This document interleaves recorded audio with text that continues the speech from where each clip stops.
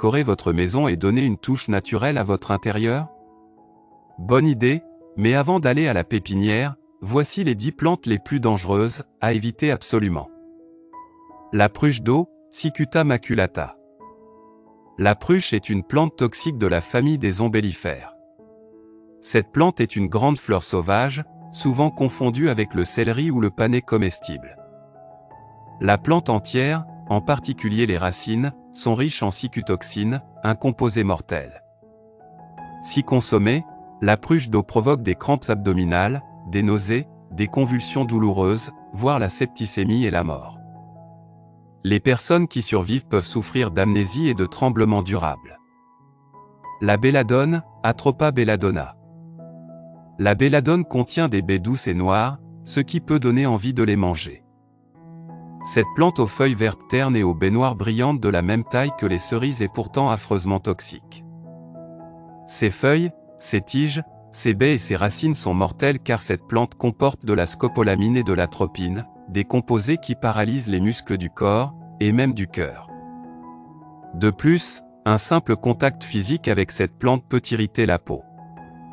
Le patois rugueuse, Ajratina altissima. Cette plante contient un alcool toxique, le tréméthol. Ce poison peut passer à travers la consommation de lait et de viande provenant d'un bétail empoisonné.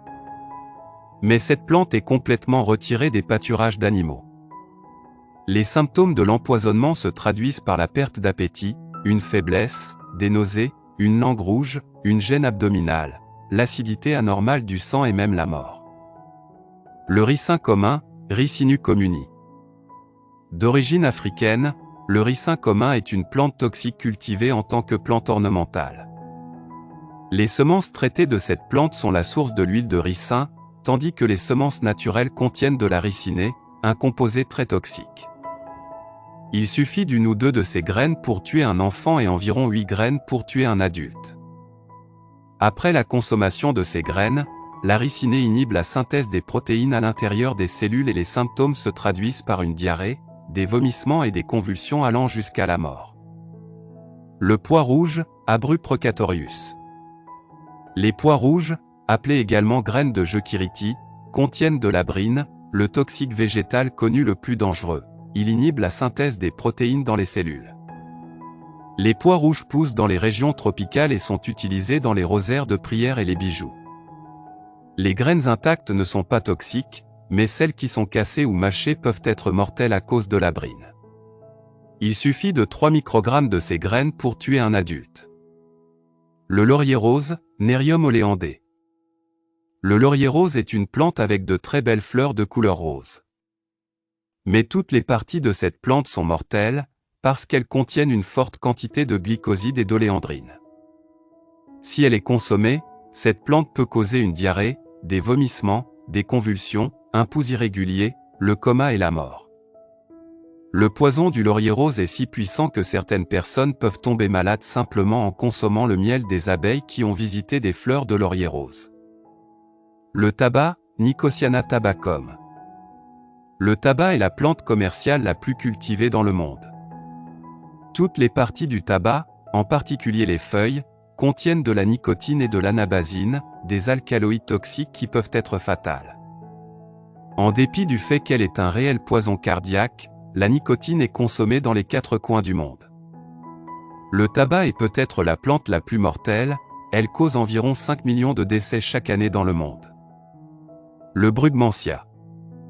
Originaire des forêts d'Amérique du Sud, le brugmansia comporte de l'atropine, de l'hyoscyamine et de la scopolamine, des psychotropes. Cette plante est moins dangereuse et peut être utilisée en tant qu'arme biologique par les humains. Le documentaire colombian des Villes-Brit, réalisé en 2007, montre comment des gangs criminels utilisaient le brugmansia pour faire de leurs victimes des zombies. Ils raffinaient la scopolamine, qui agit comme une herbe hypnotisante, rendant les victimes ignorantes de leurs actes mais en même temps tout à fait conscientes. Le daphné-garou ou sainbois. Le daphné-garou est lié à la feuille de laurier et peut être trouvé dans les terrains publics et les jardins. Cette plante contient des biocides puissants qui causent des irritations et des cloques si la plante est coupée. Mais si ces baies sont consommées, elles peuvent entraîner une hémorragie interne importante, la défaillance d'un organe, voire la mort après quelques heures. Le Zygaden, Anticlea elegans. Cette plante se trouve dans les forêts à l'ouest de l'Amérique du Nord, où l'on trouve également d'autres plantes toxiques comme le Toxicoscordion venenosum, la plante la plus toxique, qui ressemble au Zygaden. La consommation de cette dernière peut entraîner la défaillance des organes, des troubles de circulation sanguine et la mort.